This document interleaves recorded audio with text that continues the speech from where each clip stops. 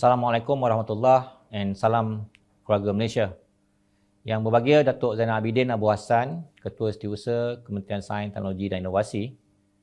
Yang berusaha Puan Hazami Habib, Ketua Pegawai Eksekutif Akademi Sains Malaysia.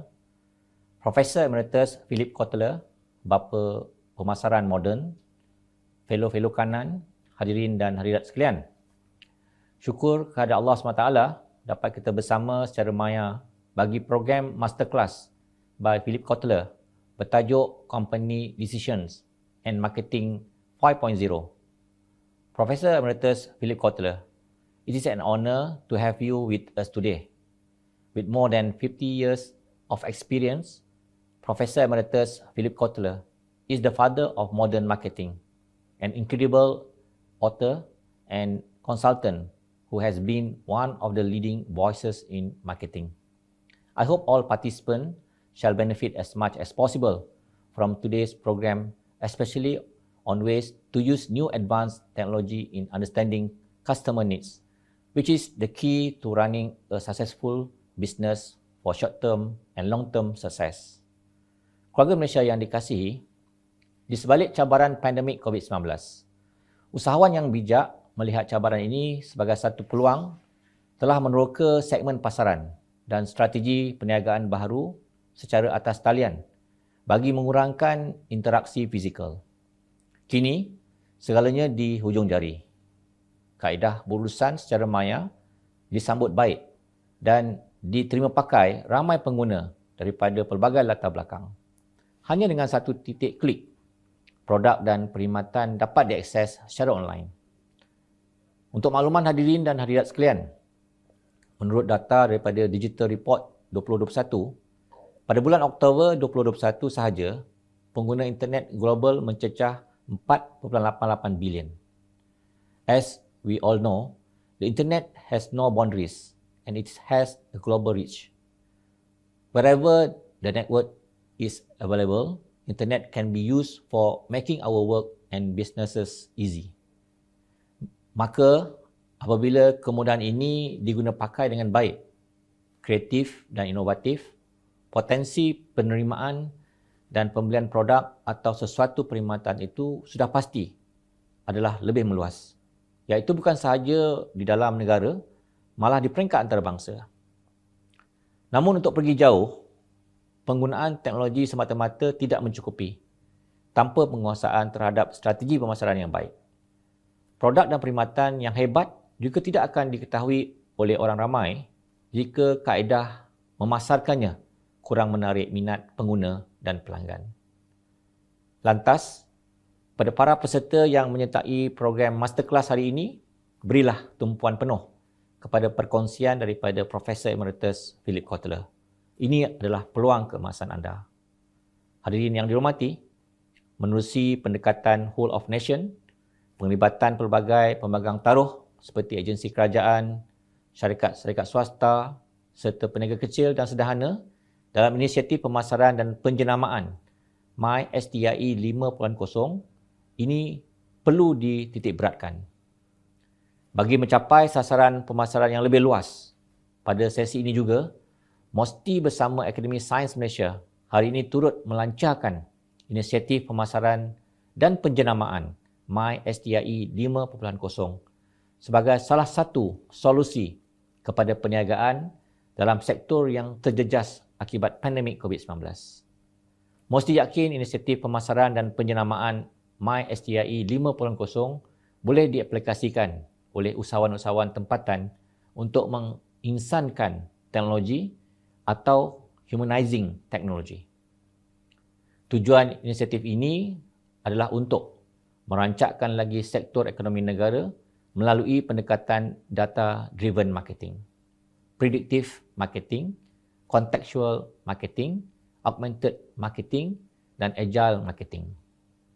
Usahawan yang berjaya perlu memahami kepentingan data untuk menganalisis trend semasa serta meramalkan permintaan dan penawaran oleh pelanggan kerana setiap perniagaan yang diceburi akan bersifat mampan dan future proof. Pendekatan ini merupakan pemboleh daya bagi menyokong transformasi dan menghasilkan manfaat yang besar. Pendekatan ini boleh direalisasikan melalui aplikasi teknologi kecerdasan buatan, machine learning dan program neurolinguistik yang diguna pakai secara meluas di negara maju seperti Korea dan Jerman. Keluarga Malaysia yang dikasihi, jika kita lihat di negara Jerman, mereka telah menggunakan teknologi-teknologi yang telah saya nyatakan sebentar tadi dan berjaya memposisikan Jerman sebagai sebuah negara yang mempunyai kualiti tinggi dalam kejuruteraan kepresisian dalam sektor otomotif. Kini, terdapat pelbagai jenis pemasaran yang dapat membawa pengaruh besar dalam menentukan trend perniagaan, antaranya pengiklanan di media sosial, penggunaan data atau duta jenama dan pelbagai lagi kaedah yang sentiasa berubah laju dengan kemunculan pelbagai bentuk pemasaran luar biasa yang dicetuskan hari demi hari. Bak kata Profesor Philip Kotler, marketing is a race without a finishing line. Oleh itu, MySTIE bersama Akademi Sains Malaysia yakin dengan penganjuran Masterclass oleh Profesor Emeritus Philip Kotler ini, ilmu pemasaran terkini dapat dikongsi kepada seluruh keluarga Malaysia. MySTIE juga yakin para peserta dapat mempelajari ilmu pemasaran yang hebat berhubung trend pemasaran terkini, medium pemasaran terbaik, teknologi-teknologi serta aplikasi pemasaran terkini dan diharap agar segala ilmu yang digarap dapat diaplikasikan bagi memacu dan merancakkan lagi perniagaan masing-masing. Besar harapan saya agar program Masterclass by Philip Kotler ini dapat menjadi kickstart pada lebih banyak inisiatif pemasaran dan penjenamaan MySTIE 5.0. MySTIE akan terus-menerus menawarkan sokongan kepada komuniti usahawan di Malaysia agar sentiasa berada di hadapan dengan menggunakan pakai kaedah pemasaran terbaik menggunakan teknologi terkini. Ini sekaligus dapat memenuhi matlamat recovery, resilient dan reform dalam memahami kehendak pelanggan khususnya dalam situasi pandemik yang mencabar ini. Keluarga Malaysia yang dikasihi, before I end, I would like to share another quote by Professor Emeritus Philip Kotler himself. Marketing is not the art of finding clever ways to dispose of what you make. It is the art of creating genuine customer value. My sincerest appreciation to Professor Emeritus Philip Kotler for taking your valuable time to share your thoughts and expertise with all of us. We are all very fortunate to have one of the most influential thinkers in marketing and branding with us today. Last but not least, I wish all participants a fruitful session. Dengan lafaz Bismillahirrahmanirrahim, saya merasmikan program Masterclass by Philip Kotler dan melancarkan inisiatif pemasaran dan penjenamaan MySTIE 5.0. Sekian, wabillahi taufiq wa hidayah. Wassalamualaikum warahmatullahi wabarakatuh.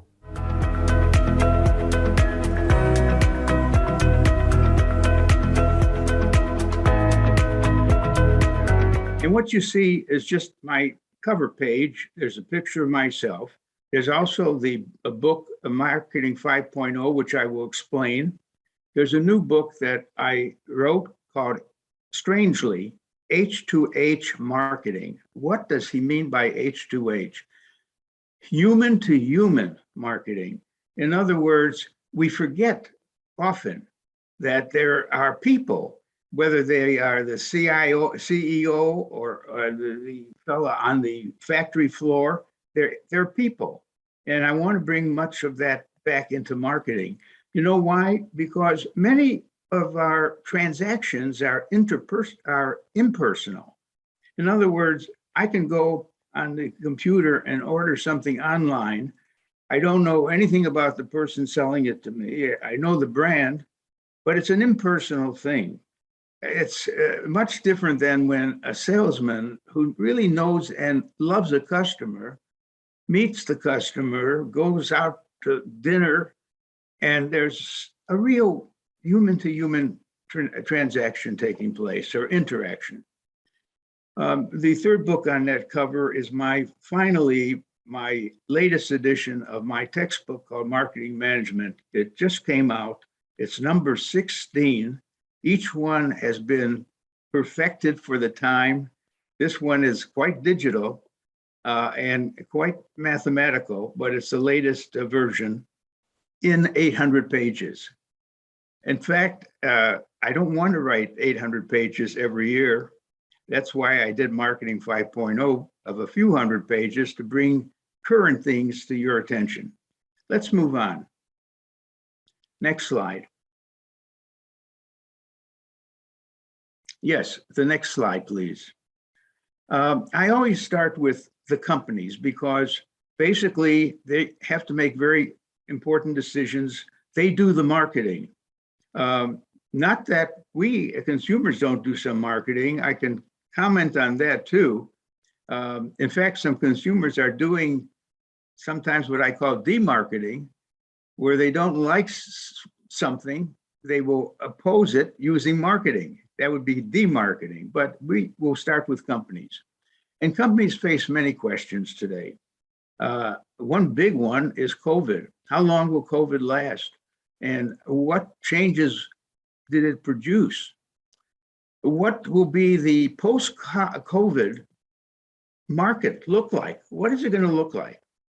I'm going to answer some of these questions in my mind. How serious is climate change, which is not COVID?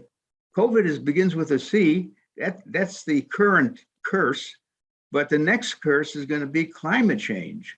And is your company investing enough in what we call sustainability? I know you're doing everything to be profitable, but are you also adding thoughts about sustainability in the mix of your decisions? Next, should our company pay more attention to different social problems and take a stand? We are against poverty. We are for more exercise and health. Do you take a stand? What should companies do about inflation, which is growing everywhere now? How digital is our company versus our competitors? Are we sufficiently digital to take advantage of the new tools? And what can we learn from using the new marketing? So let's move on to the next slide. As far as my comment on the post-COVID situation, and every company has to make some judgment, place some bet on what it's going to look like.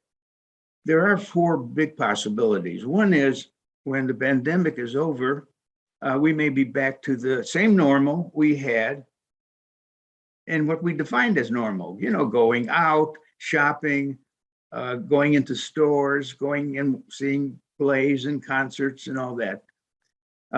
So one possibility is we get back to normal and we have average economic growth. Another is, no, there will be a new normal. For example, a lot of workers have been working at home. And in that case, maybe they will insist on the chance from their company to stay at home and take care not only of the work that they have to do, but some of them have children, some of them have parents. So there may be some features that are new in the pandemic, post-pandemic period. And yet I still think that it would go with high economic growth because so much of us have postponed our gratification because we had money, but we couldn't spend it on many things. There were shortages, and maybe it will lead to a pretty high economic growth rate. Another possibility is that the economy will get serious about social injustice and noticing that the world has become more unequal. Countries, do you know that not only does the United States have 700 billionaires, China has 650 billionaires. And if you add the number in Hong Kong, it's over 700. And yet both countries, the US and China, have poverty. not, different levels of poverty. So this may produce a politicians, because it's in their hands, who will do their best to bring about more social justice. In fact, some people will be working on that idea. And the other possibility to consider is that by trying to be sustainable and protect the planet, we may have to start consuming less. Now, that's not for the people in developing countries who are poor. They're doing underconsumption. They ought to have more to eat and wear and better housing. But on the other hand, in richer countries, we overconsume. The United States, for example, has a big problem of obesity. And the question is, we may, and we know that every act of consumption and production involves creating carbon. And the more carbon that is created, the more the world will be heated up. And that's not good. So maybe one of the other ways we're going to be moving is toward some kind of disciplined consumption for the sake of the planet. All right, let's move on. Next slide, please. So now I want to take some of these questions that I raised. How serious is climate change? Okay, we know that there are worldwide occurrences of more fires, hurricanes, floods, water shortages, deserts are being created. So it's serious. And some cities are flooded, and more of them will be flooded because if the ice in the Arctic melts, the water level goes up, and all the coastal cities, and that's Miami, my own city of Sarasota, Florida, but many others are going to be flooded. So we must do what we can to reduce our carbon footprints, and we should all get out of the fossil fuel source of energy, and definitely make your next car an electric car, and put more energy created by solar, wind, geothermal, and water energy. And the question is, has your company been taking serious steps in sustainability? That's what it's all about. Next slide, please. What about social problems? Should your company take a stand, or should it just do its own business? And after all, no company can alone make much of a difference in the social problem. And the problems are very big: poverty, hunger, homelessness, and so on. And no company can work on it by themselves, but if they cooperate, if they work together, and if the government takes the responsibility of doing a better job of addressing these problems, then taking a step as a company to say, you stand for something besides making profit might be a good thing to do. Next slide. In fact, I wanted to list a number of well-known companies that are taking a stand. These were studied in my book called Corporate Social Responsibility, where we ask distinguished companies, do you have a cause besides making money? All right, there were a lot of them that did it. And some of the causes are related to their business. I mean, if Coca-Cola depends on water to make Coca-Cola, obviously Coca-Cola is spending a lot of effort to preserve and conserve water. If they run out of water, they're through. Okay, so I just wanted to list, without reading these, some of the companies that really are making an effort to improve some single problem that affects them and possibly a lot of other people. Next slide, please. Now, what should companies do about inflation? You know, we are finding prices rising all the time. Some of it is fuel related, like buying gasoline for your automobile. those prices have gone up a lot. But also we're getting into shortages of chips, and their prices are going up. And we find that the whole supply chain is terribly throttled, choking really, because right now today I heard that 100 ships are waiting outside of Los Angeles to be unloaded. And we're going to all pay for that, and we have to solve that problem. It's that problem that made us think that the inflation that's coming about is only temporary. As soon as we get these problems solved of unloading the ships, there will be much less pressure. However, the workers are into a new behavior. Some of them don't think they've been paid enough. And there's a thing in the US we've been calling now the Great Resignation. Some workers are not going back to their jobs. They want to be paid more before they do that. So I think there will be pay raises, and should be pay raises. Pay has never been enough for most of our workers. And that means that inflation will be under the pressure of that to pay more to the workers. And the real question a company faces is, do we simply raise our prices, or do we accept sort of less profit? I mean, if the normal response is companies will raise their prices rather than accept smaller profit. And yet much depends, the inflation's future depends on what the government actually and the central bank do about it. Like in the United States right now, we're going to be raising interest rates to curb the buying, to sort of tame down the amount of buying. Next slide, please.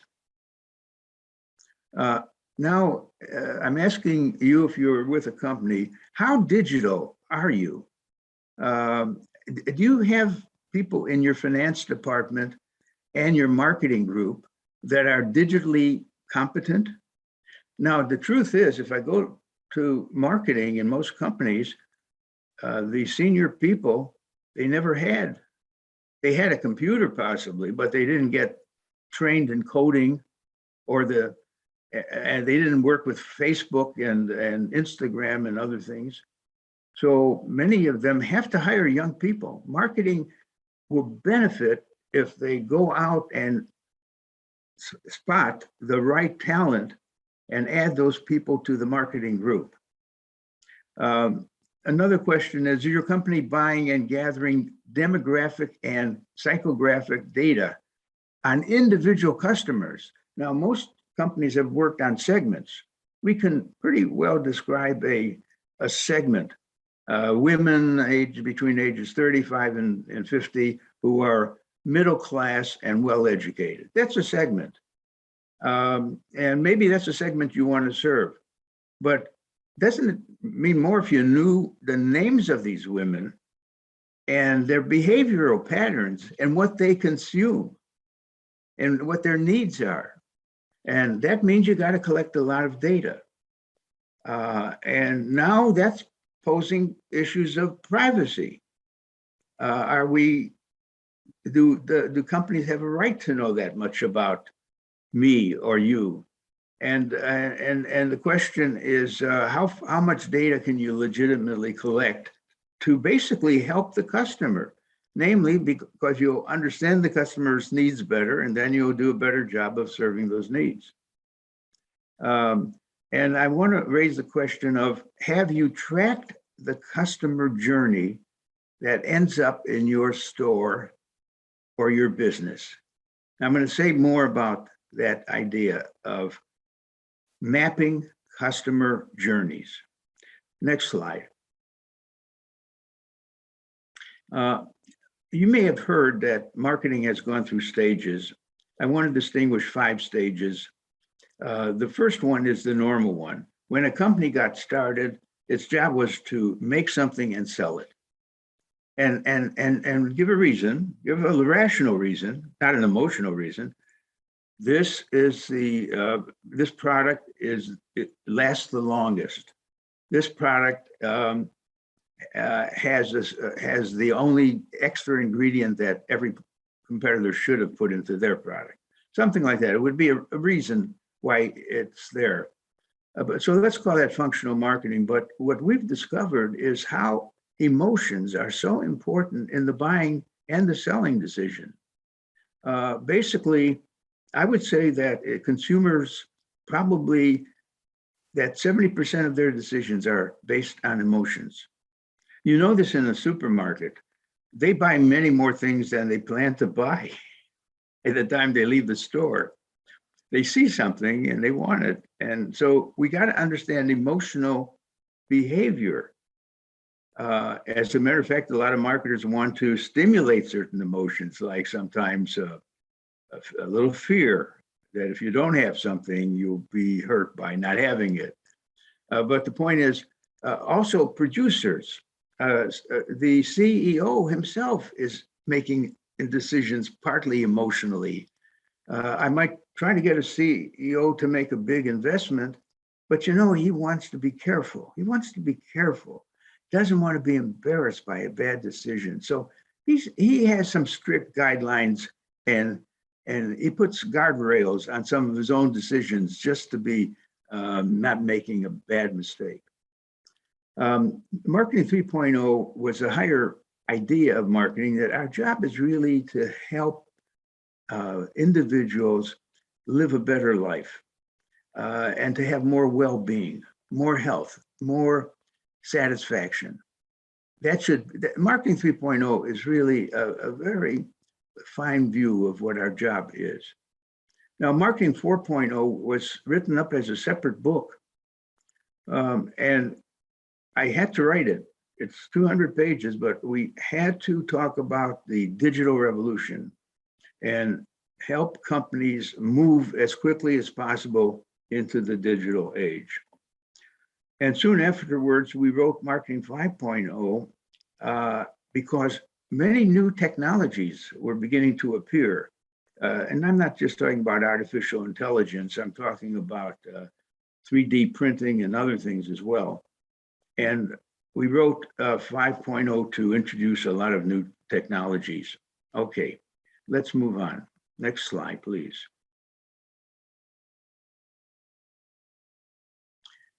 Let's skip that one for the sake of time. Thank you. We'll go to the next slide. Yes, the next slide, please.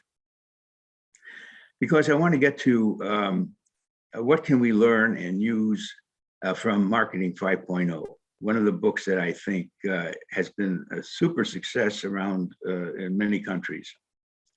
Please, next slide.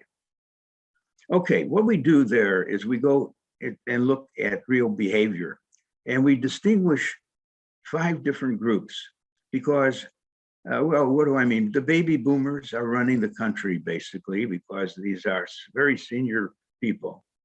Generation X usually describes the managers in most of our companies and their age. They're in their 50s, late 40s, 50s, 60s.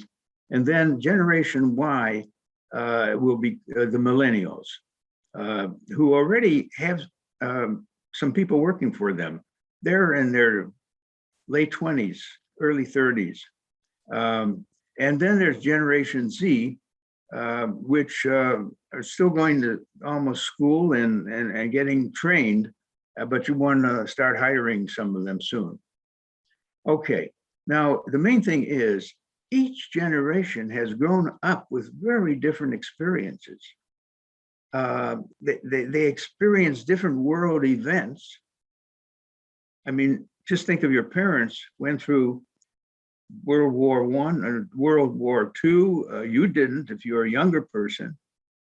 Different music was played at the time, and different entertainment and comics and so on. Even the social movements were changing. And each generation has different preferences. And each generation has a different attitude toward work. For example, the millennial wants something more from work than the baby boomer.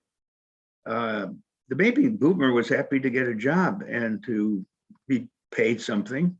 But the fact is that the millennial wants a better balance of life with family and friends. In other words, at 5 o'clock, he doesn't want to keep talking about the company anymore. He's home and he's with his family. Also, he may have been more alert to social problems, and he would value the company if the company would take some stands.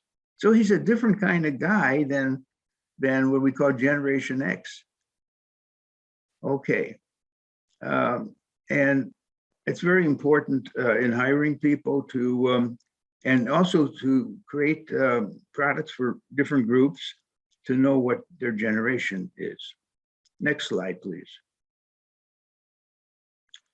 And in our book 5.0, we again use the 5 generations, but we mention some key things about them, and even their experience of brands is very different. I mean, there are some brands that the youngest people use now that their parents don't know anything about. Some of us have, however, but all of them have had Coca-Cola, which is an old brand. But we just know that their life experiences are quite different. Let's go to the next slide. This one takes a little different point of view than the generations. It takes one person, let's say, and there's 4 stages to a person's life. There's a stage where they are just growing up. They haven't got a job yet. Then they get a job. That's the second stage. And by the way, the interesting thing is maybe they get their job.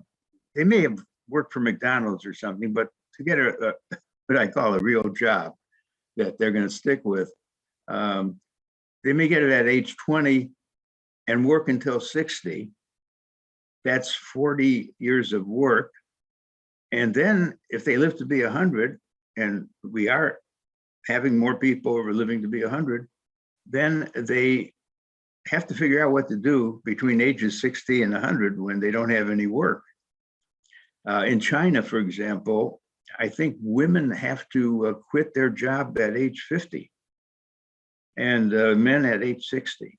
But in other words, we want to increasingly train people to have broader interests so that they get excited as well about retirement as staying in a job. Okay, and then another stage is when you're pretty senior, you're really thinking about, you haven't retired yet, but you're thinking about family more and giving more time to them and so on. And then finally you're retired and you hope you can have a good your marriage, companionship, and so on and so forth. So we also work with life stages which have different needs. That's the main point. The next stage, next slide, please. This is about how polarized we get for all kinds of reasons. In the United States, we have a very bad problem between 2 parties, the Democratic Party and the Republican Party. They don't even talk to each other. It's not like the old days when they would work. They would cross the aisle and work on some projects and pass legislation. Now, the country is tied up in mutual enmity, and it's not good. And I think some other countries are facing that too. Let's move on to another slide, please. This one is interesting. There's polarization in retailing. What I mean is this. If you're going to be a retailer of some common product, you better go on the high side or on the low side. The middle isn't around anymore. In this case, this has to do with, on the right-hand side of that slide, you'll see a retailer who sells food, for example, but it's going to be very high quality food. It's going to be higher price. It's going to have full service. The people who sell it are very well trained and so on. Versus another side of the food market where you just go in and you grab something to eat and it's mass produced. It's probably not very healthy in some cases. And so you might say, well, maybe there's a middle market. There's some companies that are serving an in-between. But you know, what we're seeing is the squeeze on the middle. We're seeing that in many markets, a smaller group that is more affluent want high quality, and the mass group can't afford high quality, and they have to settle for just something that passes for what it is. Next slide, please. Oh, about digitalization. That has to do with whether we gain or lose by going into digitalization. I won't read all the things that happen, but there are people who think that Facebook and Google and these other very huge companies, yes, they do a lot of good.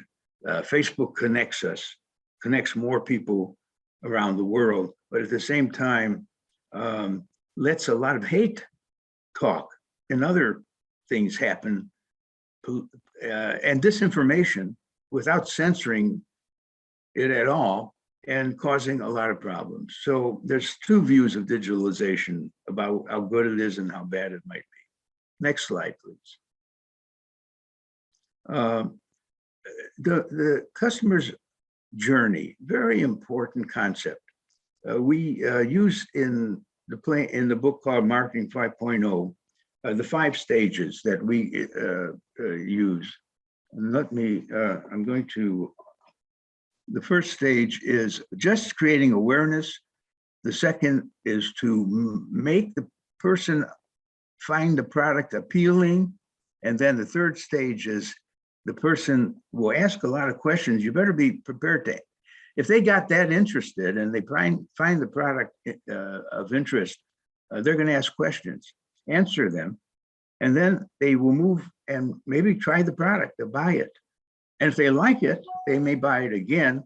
And the ultimate goal, by the way, of a marketer is to create a fan, someone who loves the product and wouldn't think of buying a competitor's product.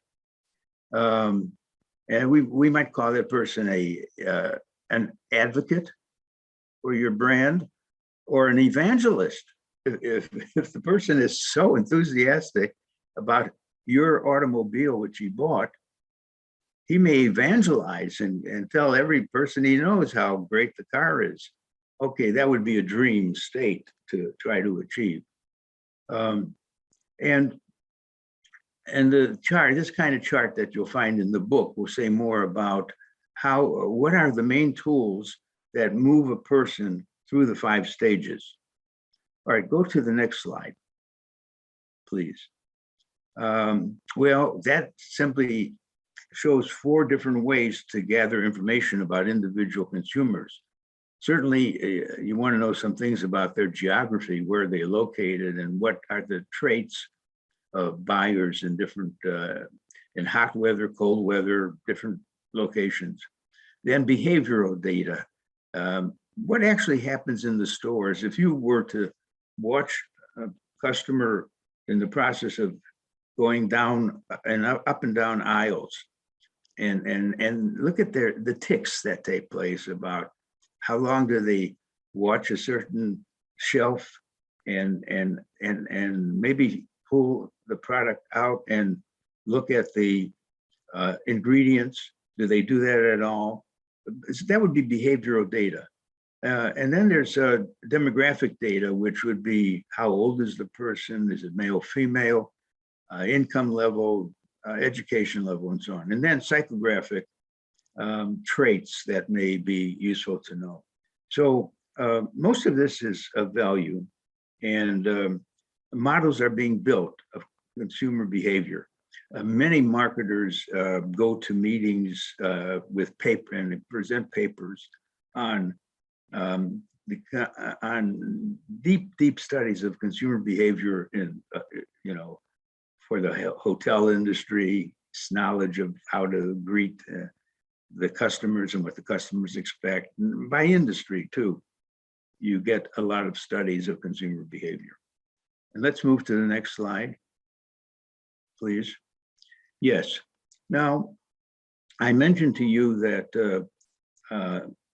and this really is what we did in the latest 5.0 book too, which is to notice a new set of tools that are available for marketers, and we call them MarTech.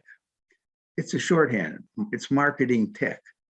Just like in finance, there are fintech people and tools, fintech, financial tech on technology. Now, let me just look at the list and there, by the way, there's a very good book by V. Kumar, who goes through these techniques in some detail. 3D printing. 3D printing started out as just a way to make a little vessel. It's a machine that has the material that will be generated right off of your computer. The computer screen will contain a picture of what you want to actually make physically, and it will have the details. And then the machine, when you turn it on, is using the plaster or whatever the material is and shaping, and lo and behold, in maybe 5 minutes or so, you have a little vase that you could paint if you want. But that's the way it started, but it's so much more now. People are talking about car parts will be designed with printing, 3D printing. Whole cars will be designed with 3D printing. Houses will be designed with 3D printing. So let's watch for that one. Maybe if some of those things are true, they're going to disrupt a lot of current practitioners. The big thing is AI, artificial intelligence. And it means many, many things, but I like the form of it when we give it the name algorithms. And they're being used increasingly. For example, a bank used to decide whether a borrower should be given a loan or not. And the banker would make the decision based on his own experience and on the information he was given. But today, you go into the bank, you tell them you need $100,000, you supply whatever information you can, and the banker looks at a decision, an algorithm, he clicks on it, and it digests the information about the borrower and says yes or no on the loan. Now, how was that algorithm developed? Okay, it was based on two things. It was based on the normal practices of the banker in making loans, plus the history of how he made his decisions in the past and where things failed him and were bad decisions. So it's an adjustment. It's more than just asking the banker, what are the variables and the weights? It's a cleaner version based on what really worked with that banker in the algorithm. So the algorithm is making the decision now on whether you're going to get a bank loan, but it's also helping colleges. In India, you have some colleges getting, maybe they'll get 500,000 students applying for getting into that college, and they can only take 500. I mean, so an algorithm would know enough about how a good administrator can recognize whether an applicant is likely to be a successful student at the school. So there would be an algorithm for that. Now, the problem is that there are a weighing of several factors with different weights, And sometimes you have to really figure out what really is operating when they make the decision for you. Another thing is the growth of digital and the social media. We know about Facebook and Google and so on. Voice data is very interesting. I'm always talking to Siri on my iPhone, asking her what's the temperature outside, or I use Alexa to ask a lot of questions of, and that's voice recognition. But facial recognition is on the increase now, on the theory that if you saw the customers' faces, you can learn a lot about their age, their mood, and the face may have traces of a lot of things about them, especially if they are on a video and moving around and responding to something. So some people are unhappy about the progress being made with facial recognition. They think it's going to be used maybe for discrimination. You know, you're going to see, oh, that person is not a white American or something, and we don't want that to happen. All right, you have to collect big data, and you have to use a lot of mathematical tools, cluster analysis, regression analysis, and other things, to do machine learning. The machine will learn from the data. And what you really want is an outcome of a very interesting insights into behavior. Now, you could have looked at all that data one piece at a time and so on, and not seen the pattern, that there is something really that is driving a lot of purchasing in that particular world of yours. And that's the outcome you want, some insight into what is sort of invisible to us normally as a very potent driver of purchasing. Okay, robotics. Robots will play a bigger role, and we can say more about that some other time. Chatbots is suppose you have a new product that's being displayed in a department store, and people are interested and they want to ask questions about it. Maybe you've already prepared an answering piece of software with a voice. It anticipates all the possible questions that might be asked, and so it can be quite cute in answering it. So it's a chatbot that's responding to questions that anyone in the audience may have. I love what's happening with virtual reality. You all know what Facebook has recently done by creating the meta universe, the idea that they're creating another, you will spend most of your time in the real world, but they're creating a meta world too, which you could create an analog of yourself who travels that world, and it may reach a point where the meta world is more satisfying than the real world, and more of your time is spent in the meta world. We'll see more about that, but some of you have already had a pair of glasses that you look into, and you're suddenly having an experience of being in Yellowstone National Park and enjoying the big, beautiful scenery and so on. And you didn't even have to go there to see the park. It's going to be so real seeming to you. I remember recently seeing an augmented reality of the human body inside, and I found myself traveling within the body of a normal person. I can get into the lungs, I can get into the kidney, and so on and so forth. So these things are happening.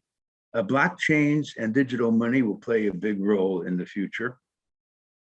We talk about the sensors that we are going to make so much use of.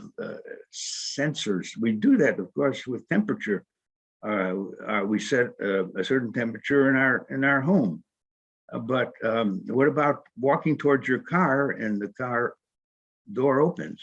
Because you have set up a relation between the sensor and what's on your body. Okay, marketing automation. We're going to try to make some more routine decisions more automatic, sort of using artificial intelligence to make the decisions when there isn't much of a risk. And what are we going to use? Drones? You know how Amazon said jokingly that maybe they're going to deliver your packages by drone and just leave them on the front stairs. There will be work like that. And then, of course, self-driving vehicles, if they become dependable and so on, will change our lives, our lifestyle. We don't have to, we can be reading while we're driving somewhere. And there's even talk about trucks being driven by no live people, but all being driven by the computer. Online and distance learning, we know we can expedite that now. You know, there are programs out of MIT and Harvard and others that you could join and get on and learn a great deal very fast about some subjects. Watch neuroscience. A lot of, that's the study of the brain and the nervous system. And I know companies like Procter & Gamble will often test messages and messengers. Here's how you do it. You get a group of people who volunteer to listen to a presentation, a 5-minute presentation, but they listen to it first when it's delivered by a man versus a woman. The same message, but a man versus a woman. Or by two different women, but with a deep voice and one woman and another type of voice and the other. In other words, and then they notice the brain waves generated, whether there's any blips, unconscious reactions in the minds, in the brains of some of the people, which you trace out with the curves that are being generated, you can see whether something special happened when Nancy mentioned a certain word. Anyways, neuroscientists are coming into understanding more than just normal behavior. They're going to the unconscious part too to see what's really happening. And wearables. We don't have to worry about the weather being cold if we have the right wearable, or too hot, because it will take care of that. Let's move on to the next slide. Next slide, please. Here I want to spend a little time because each of these is a feature. No, go back. Go back one slide. Hello, that's good. These are some of the newer features in the practice of marketing. I've already mentioned artificial intelligence and algorithms. And marketing automation also is taking place. But the key idea of mapping a customer's journey. Suppose you were a salesman in an automobile dealership and someone comes in. Wouldn't you like to know how he ended up or she ended up in your dealership? First, they must have maybe decided on your car being the kind of car they wanted to know more about. But then beyond that, what other cars did they consider? What ads did they see? What was their journey that got them suddenly to appear at your store? Now you should map, it's not always the same journey. One of the people coming in might have just passed by, never thought of buying a new car, saw a car in the window and thought maybe he could be interested in a new car. So that would have been a very quick journey. But most people, for an expensive purchase, do a lot of studying. They ask their friends. You want to know that. You want to trace, how did the person's idea for getting that product evolve? Now, the other thing about a journey is it's made up of touch points. And, you know, if your company is not present at a touch point that was critical, they don't buy your product. You weren't present there. So you got to know what the touch points are. Did you have an ad? Or did you fail because you didn't have an ad that mentioned your car? Some touch points are just human exposures of one person to another person. What if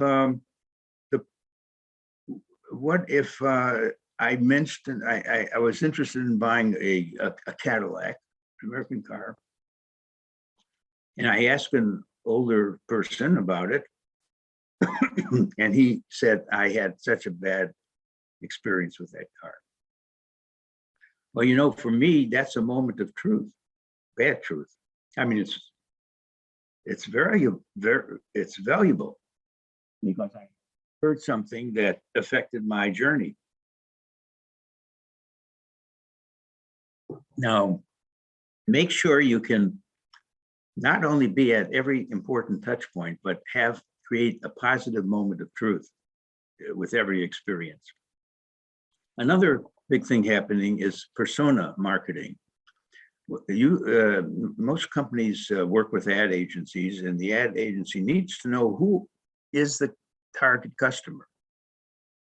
Now you can mutter, oh, it's a woman ages 35 to 50, educated and middle class. You should give her a name, call her Mary, and describe her more specifically so that in choosing the words in the message, it's for her.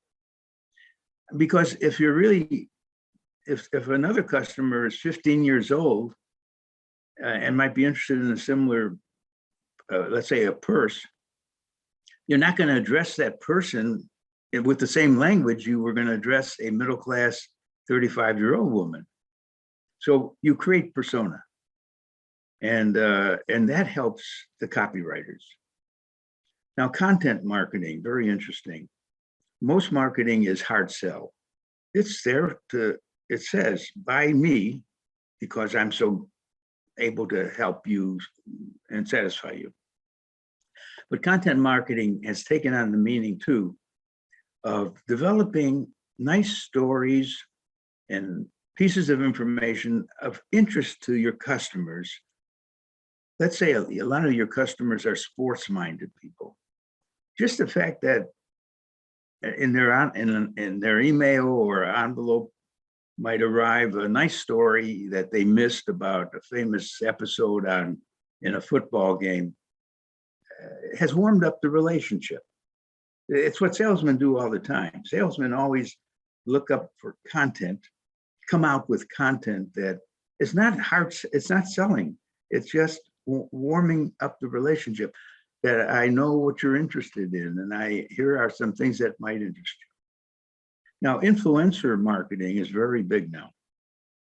We have discovered that some people have many, many fans and followers. Lady Gaga may have several million fans. If we can get Lady Gaga to be shown drinking Pepsi-Cola, not Coca-Cola, that could influence a lot of her fans to say, hey, I haven't tried that for a long time, but if Lady Gaga drinks Pepsi-Cola, I'm going to try it. Well, some companies are now tracing the high influencers, the ones with lots and lots of followers, and trying to see if they would be comfortable being seen with let's say, the purse made by Dior. That Lady Gaga's purse is made by Dior. Okay, things like that. And do you pay these influential people? Well, yeah, there's some payment going on, and we may not approve of it, but probably they are another tool in the toolbox of the marketer. Omnichannel marketing, let's move to that. We used to think that there's one channel for a product, like where do you buy food? You buy it at a supermarket. No, but you could buy it at a gasoline station now because they have a food store at the gas station. You could buy it in a vending machine. In Japan, they have a vending machine for almost every kind of product. So the idea is to stretch your mind and identify other new channels that could be used. Let me stop with those right now. Let's go to the next slide. We're nearing the point where we're going to get questions. I do want to say that I adore this book. I wish I had written it. I know the writers very well. It's called Firms of Endearment. And in your country, you could also do the same thing. What they did is they said, we should study those companies that people love in our country. Because in loving that company, that means that they buy all the time from that company. They don't even want to think of another one. Let's find out more about such buyers. And here's what they found out, that these 25 companies that are so greatly loved were highly profitable, and they outperformed their competitors by a 9-to-1 ratio over a 10-year period. Okay, so one thing that's good is that when your company is loved, you're gonna be, you have an advantage over your competitor.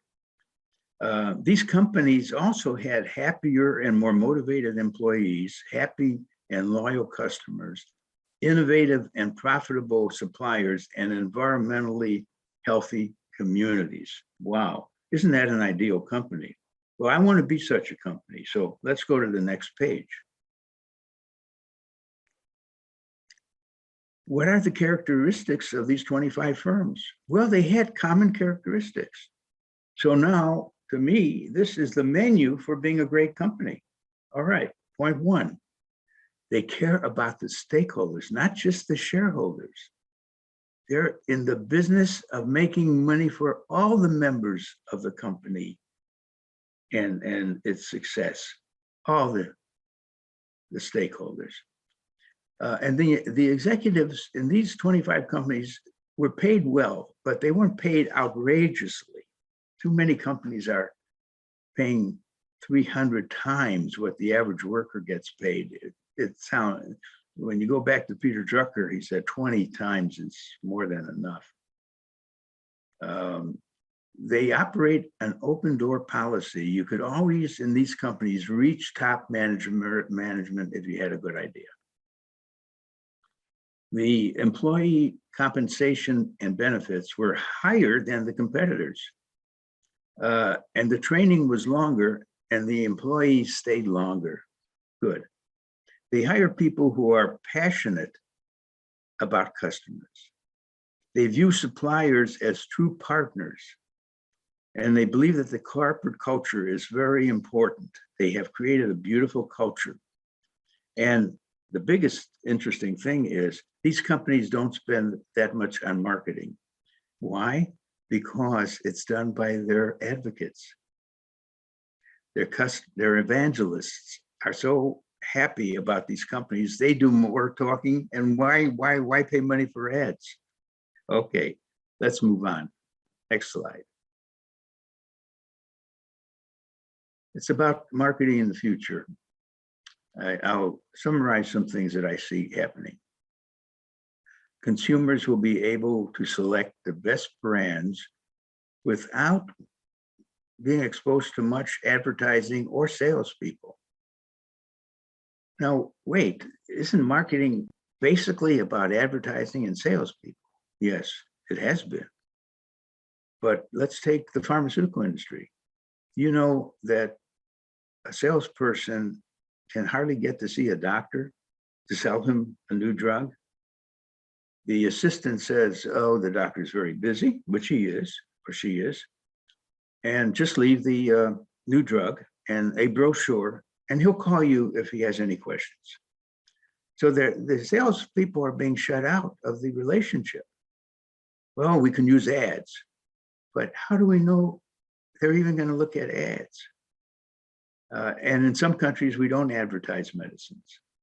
In the US, we do, but that's another story. So what will marketing success depend upon if it's not on advertising and on salespeople? Marketing success will depend mostly on smart pricing and owning strong channel positions, and let me add one more thing, and having a strong brand. A strong brand. Marketing creativity will be crucial in the area of experiential marketing. In other words, if you are a retailer and you want customers to come in, you better figure out a way to create a wonderful experience for the customer if he goes shopping in your store. If you leave it to chance, or if you don't hire good salespeople in the store, it's not going to, that person's not going to leave with a good experience. Marketers will make more use of customer journey mapping, touch point mapping, personas, content, and influencers. Yes. Marketers will increase their use of virtual reality, especially when you do, you know, you don't even have to make a new car. You can design it on the computer, and you can create an experience, an augmented experience where someone who might buy the car puts on these glasses and gets to feel he's looking at the car. He opens the door, he sits down, he turns on the engine, and he drives it. He hears the engine go and feels an experience. You may find out that he's not very impressed, in which case you didn't build a factory and lose all that money.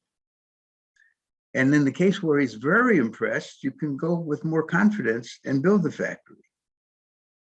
Okay. Marketers will make greater use of neural networking to identify best stimuli in the future. And marketers will use more predictive analytics and machine learning to identify and convert the best prospects. Those are things in the future. Next slide, please. We're almost finished, and that is, keep clicking on this slide because it makes a certain point. Yeah, that's right. There's a thing called wasteful marketing. Click again. We don't want to do wasteful marketing. There's a bad thing called inane marketing. And so we don't want unethical marketing.